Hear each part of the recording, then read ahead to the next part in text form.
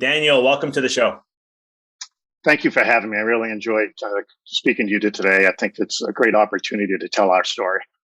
I'm excited, and since you're talking about your story, my listeners already know this is what I love to dive into right off the bat. So, tell us a little about your story, how you got into what you're doing today. Well, the journey started about 3 years ago. There was an outbreak of E. coli in the United States with romaine lettuce. I'm not sure if you recall that. A number of people died. Thousands of people were ill. Romaine lettuce was moved off the shelves, completely out of the supply chain for months, right? And as someone that's been in the food industry my entire career, and also being a parent and a grandparent, it's like, how does this happen in the United States? How do we not know where the source came from and we could isolate it and take it out? Why did it take so long? Why is it 3 years later, we still don't know what farm that this came from? So as someone that just was so frustrated, I just said, what's being done about it? So I dove in, and I said, okay. I found out that IBM was working with Walmart on a blockchain solution called Food Trust. And they were going to say, okay, can we use this tool, this technology, that we can input this data, share it, and immediately within minutes or hours, isolate it exactly from the farm to the processor to the packer to the distributor to the store to the home, versus never knowing or taking days, weeks, months in order to find that out. Once I understood what they were doing, and honestly, I'm not into blockchain at all. I'm not into cryptocurrency. So I said, I got to learn this. So I went out and I did webinars, I did TED Talks, and I was like, I got it. I said, I got it. And I spoke to some very smart people. And I said, this is a tool that if we share it, it could be really good in the seafood industry because we have an incredible amount of problems with seafood. 90% of it is imported into this country. It goes through multiple degrees of separation from the harvester who actually lands the product to your mouth. And that's why there's so much fraud.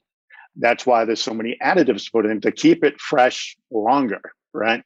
And as someone who's been in the seafood industry, from a consumer end, from a processing end, from a harvester end, I said, okay, if I was able to take data, put it on the blockchain, permissionable-based blockchain, and share this, would people trust seafood and then eat healthy seafood more often? So I called IBM, cold called them, and I said, "Hey, I have an idea." And they said, "Sure, Dan. Can you bring out and give us a use case?" So I did. 10 minutes into the presentation, they said, "Can you start over, Daniel?" And I said, "Why? You didn't get my?" It says, "This is one of the best uses of blockchain we've seen." They're dealing with Unilever and Nestle's and the Walmarts of the world. But what I was able to do is say, isolate a scallop boat 200 miles offshore, uploading data in a SATCOM, being the first step in the blockchain. They come to shore, we take it, we become the second step. We ship it to you, the seafood distributor, you're the third, and then you ship it to the restaurant, they're the fourth, and then it goes to the consumer. And what we're able to do using this permissional-based immutable blockchain, because everybody's got to put in their own data. So it's a glass box. We can look in, we can't change a thing, right? And we share it every step of the way, so nobody's lying. And if anybody changes it, we all see it. So we decided this would be really cool. So IBM flies up, meets with us, and said, let's do this thing. So we worked with a chain of restaurants in Southern California. And we actually ended up doing is pulling API data, just the information from every step in the blockchain, put it into a process that you could take your phone, scan the barcode on the menu, see the entire journey, name of the boat, name of the location, name of the captain, the date, the size. And then we shared it. It landed here. It was processed and packed on this day, shipped on this day. We actually had the chefs produce a video that actually showed you before you ordered your meal how it was going to be prepared. But we still had another problem, is that how could we share the story? So we actually used, because these supermarkets and these restaurateurs are not really good in digital communication. So we figured out, could we get the customer actually eating it to be part of the story? So what we did is we actually said, here's your meal. Your scallops have a story, be part of the story. Share it with your community. Instagram, Facebook, Twitter, whatever, Pinterest. And it did extremely well. But then COVID hit. And we were like, now what? Everything shut down. And that's when we decided, you know what? I think it's time that let's bring this direct to the consumer, online, that we will connect with the best harvesters in the world. No middlemen. They harvest within hours. They cut their product. They package it. They blast freeze it at minus 40 degrees Celsius, which locks in all those nutrients. You can't do this with your refrigerator at home. And they ship it to us. We ship it to you. And that's how the journey started. It started with the problem, looking for a solution, right? So periods of disruption, there's periods of opportunity. Always, right? So real quick, if you don't mind, we'll just dissect a little bit because somebody may hear the word blockchain and crypto and they just think of Bitcoin. Exactly. And I'm a big fan of blockchain and cryptocurrencies like crazy. It's going to change the world. You're already showing parts of how it's going to work in that aspect and so much more. Can you mind just for the listeners, just breaking down a little bit what blockchain is so they understand that a little better? Sure. And, it was very interesting when I needed to teach myself about it because I'm that person, right? I said, so what is blockchain? All we hear it is associated with cryptocurrency. Blockchain is just a tool, right? It's a platform.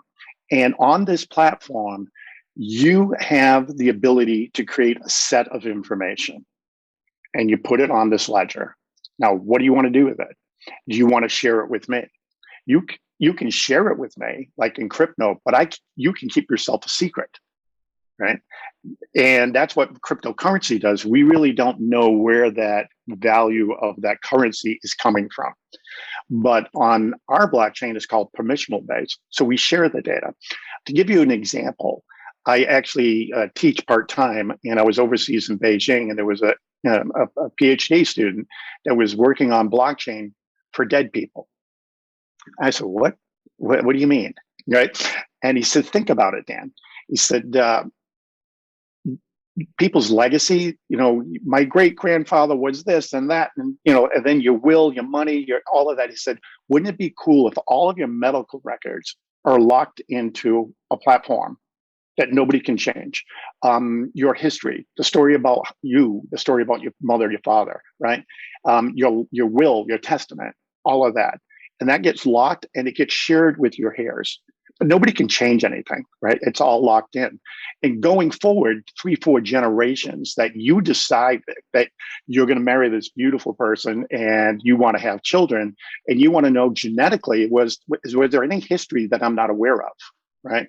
Versus just looking at genomes. You could actually have family history. And so now you have all of the documentation, not just say, I think your great grandfather had type 1 diabetes. No, there's actually a medical file that says it did. So I was like, this is pretty cool.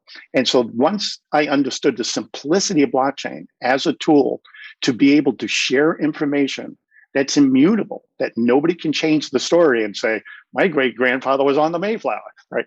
Allegedly. This is what blockchain will be able to do. And it's not to be confused with cryptocurrency.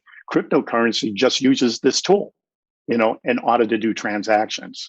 So it's really, I think you're right. You're going to be seeing a lot more use of blockchain, especially in the medical field.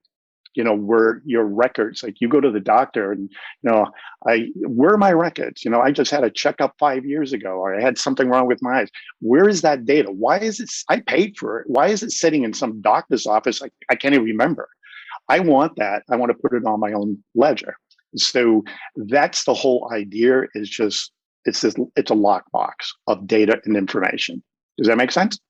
That makes perfect sense. And it's also, if I remember correctly, it's also where, the more people are, like, let's say you're sharing and it's on other areas, because I know like some people will say like, well, if we can get more people on blockchain and using it, then all of a sudden, like for hacking purposes, it's extremely hard to do because the more people it's on different servers, you got to hack every single server that it's there just to be able to change. Because even like just changing any piece of information, that has to be agreed upon all before it happens.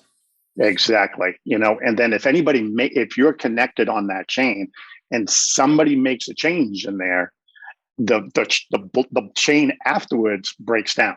It no longer will function because, somebody made a change over here. So that was the thing in the seafood. And it's like, what if I shipped you, some fresh scallops, for example, and I said they were harvested, on October 1st, and I shipped them to you and you received them on October 3rd, and you're trying to ship them to somebody on October 5th. And all of a sudden they stayed the weekend. You didn't sell them. I'm going to change the date.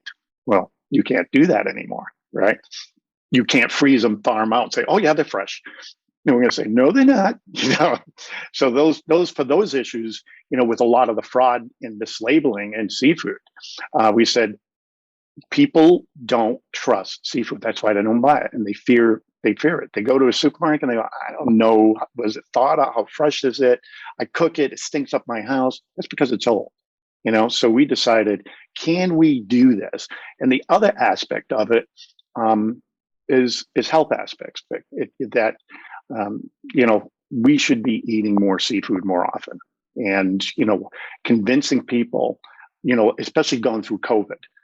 We started this company during COVID because of COVID gave us an opportunity because people were like, I can buy food online.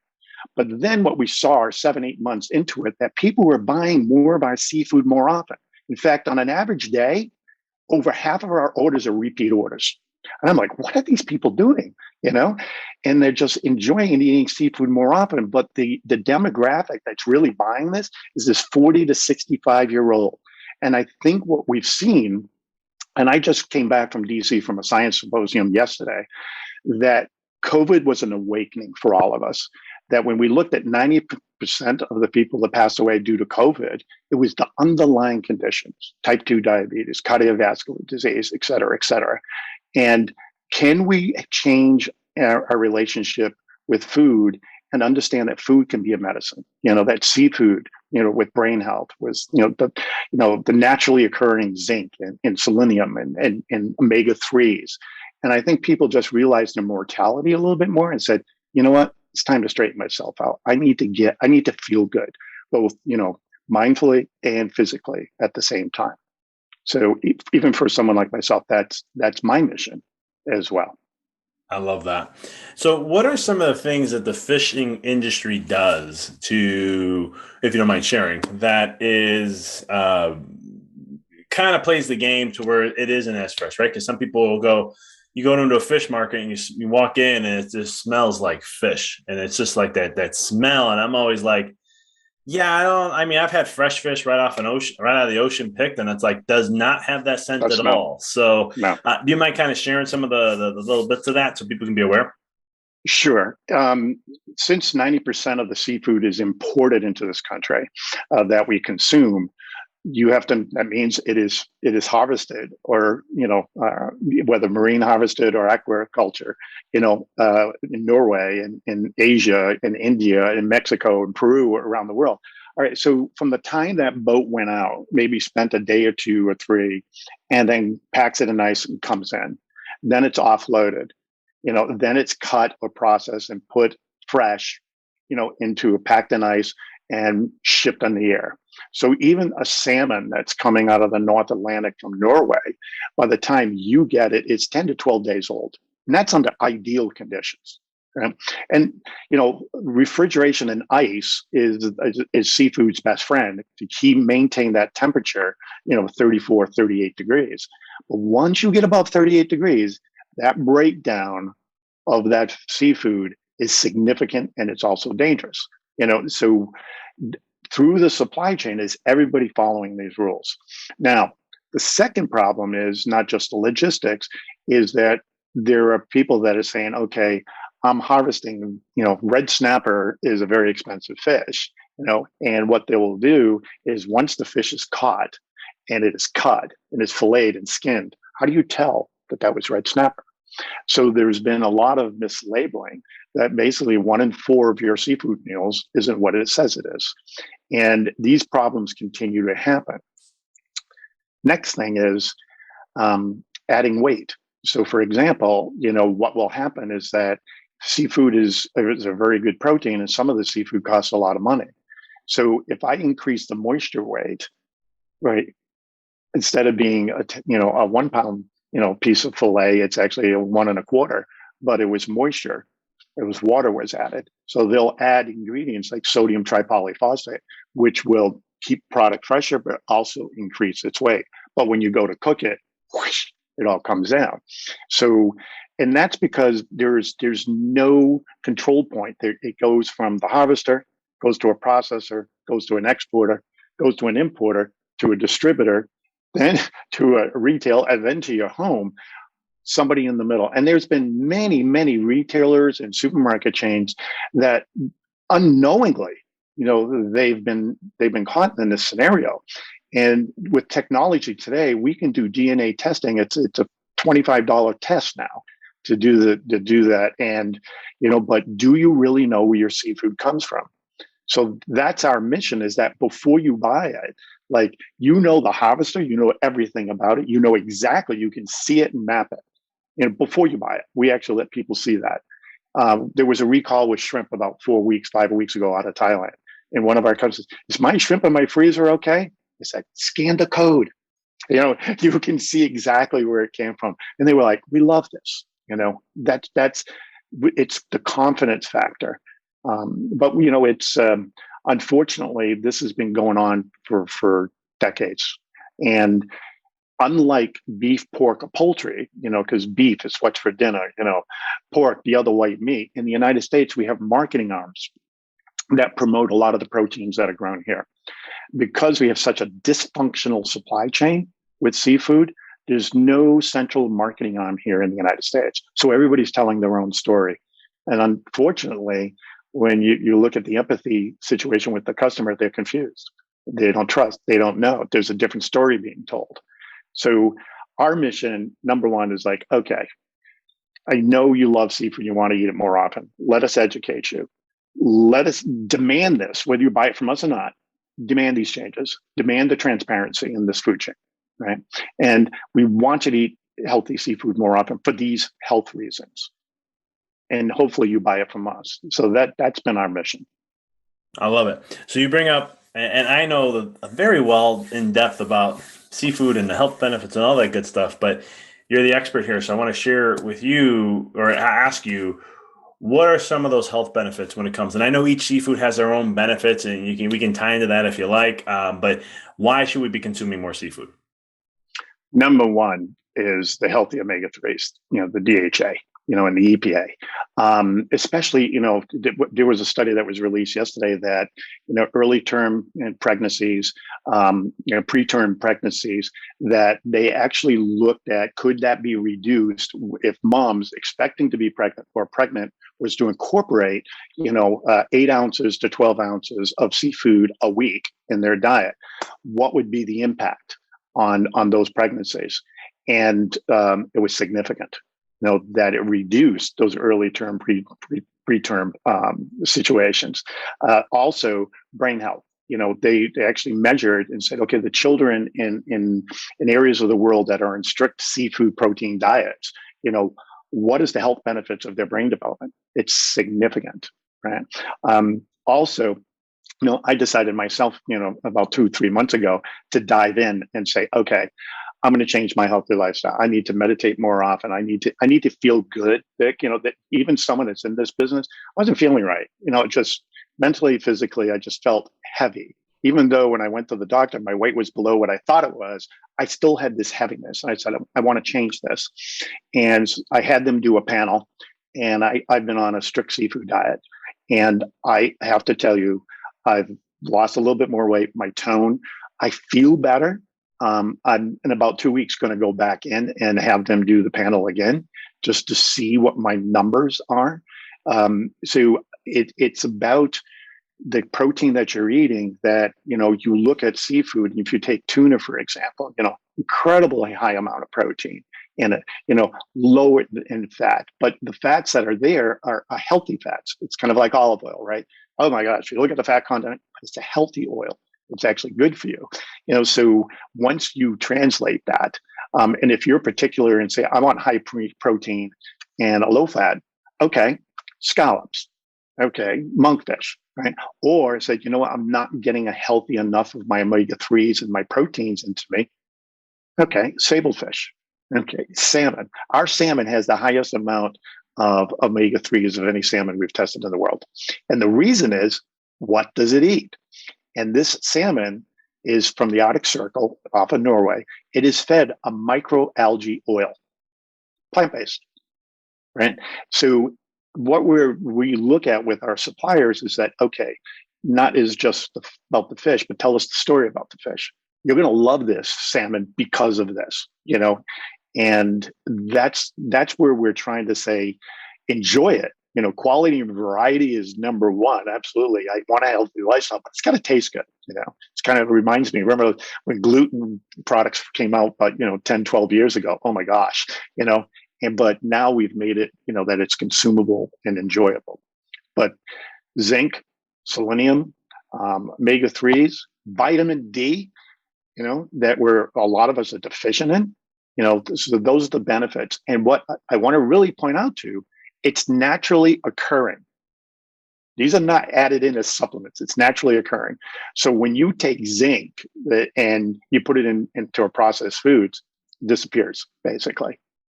So if we could minimize the amount of processed food by seeking protein sources that have these naturally occurring benefits, should we be eating them more often? And then another big part of it is seafood actually has one of the lowest carbon footprints of any protein consumed. That's true. Now, I love it. Now, do you guys do sockeye salmon at all? We do right now. We have a coho salmon right now because we're very strict about what we bring in. All of our product has to be only one-time frozen. So when it's harvested, it's got to be brought to shore. It's got to be cut into the portions and frozen then. Next time it gets thawed out, you thaw it out.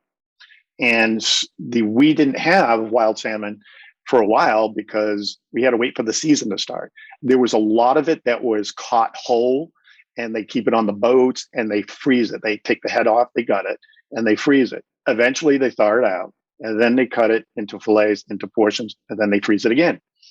And that's not us. So we do have a coho right now because that season opened up, in August, and we bring that in. So we look at the seasonality and the quality of it, and we want to make sure that it meets our standards. The method of catch. So, for example, we do not have Chilean sea bass, even though it's one of my favorite fish. We cannot find a harvester that's catching it fresh, bringing it to port, that's catching it in a sustainable method. So they do it. It is available, but they do it with this troll line catching, which is indiscriminate to other species. We won't bring it in. Sustainability for us is a mission. And it's not just about that fish. It has to do with the environment, the neighbors that fish swims with, right?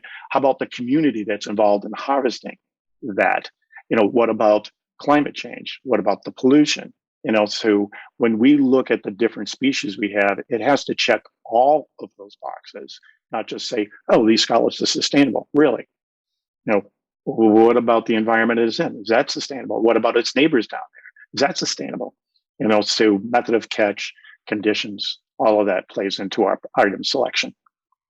I have a lot of respect for that because it's one of the things I was going to ask about sustainability, because you hear that a lot with fishing nowadays is like, okay, are they doing sustainable fishing and so forth? Are they not? And then how does that? Because if you don't do that, then we're throwing off the whole entire ecosystem of the oceans. And absolutely. I grew up on Cape Cod, Vic, and when I was, 16, 17 years old, I had 150 lobster pots. October 15th every year, I would skip school for a few days and do scallop. That was when the bay scallop season opened, and I'd go out there with my boat and catch them and shuck them and put them in Cool containers and sell them to the neighbors for $3 and stuff. There's none left. There's no lobsters in Buzzards Bay anymore. And the reason is not because they got overfished. The reason is the temperature of Buzzards Bay is very warm now. And when it gets above 65 degrees, the lobsters will have disease in their shells. So they left, right? They seek cold water. Same thing with the bay scallops. There's none left. Off of Long Island, this is the season right now that starts the Peconic Bays. There's none there. Why? The scientists are trying to figure out, is it toxins that have caused this? Is it the runoffs, that's entering the estuaries? That because they live in that eelgrass area. And that's a problem. Cold water shrimp that we used to get off the coast of Maine, you got to go up to Greenland on Iceland now because they're seeking the temperature of the water. So we all own this. Climate change, global warming, it's a real deal. But we also have to realize that we have communities in Asia that malnutrition for them is a real thing, and seafood is their only protein. And they've got to eat. And if you're going to tell them don't harvest that because it's not going to be sustainable, they have to eat. So we have to have responsible aquaculture to support the wild species, because 90% of the wild species in this world are fully or overfished. So we've got to work together on this project. So we have ocean raised products like cobia out of Panama. We have campachi being raised off the Baja of Mexico. We have diver caught scallops off of Peru. These are all managed fisheries, and they're all natural. They're well managed. So this is like, thank you for the opportunity to speak to you and your community today. That's what we do at KnowSeafood. Do you know seafood? Whether you buy it from us, ask these questions and demand these changes. I love it. And it's like, so, even for me, when I work with companies, like I have supplement companies I'll work with, and it's patients will always, I have my products out there, and I'm like, listen, I've done my due diligence with them. And one of the things I have a lot of respect for them is because with the company is because it's kind of like what you do. Hey, here, scan the code. Look at what's there. Look at what we've done. Same thing with these companies. It's like full transparency. And I think that's a movement that we need to get into. And I know you're leading the way with that in the seafood industry. And that's why I'm a big fan of blockchain too, because they're doing this in so many realms, but in the food too, kind of like, when was it caught? When was it here? This is when it's here. And then they do this with nutrition too. Like there's companies I work with, they'll be like, here is where we got it from, where we farmed at, where our lot was. Here's when the day it was here. Here's when we tested it. Then here's where we put it together. And then here's when we shipped it out. And then it's like, beautiful. I know every step of the way. I know how it was processed, the lab testing that was done, and all these different things. So I know that whatever that I'm recommending is the most purest thing possible that we can possibly recommend. And so forth. So real quick, I have a question. I think you already answered it, but I want to ask it anyhow. I was going to ask it earlier. What is your favorite fish? Scallops. I eat them raw. I just love. I grew up with them. Scallops for me is a really big one.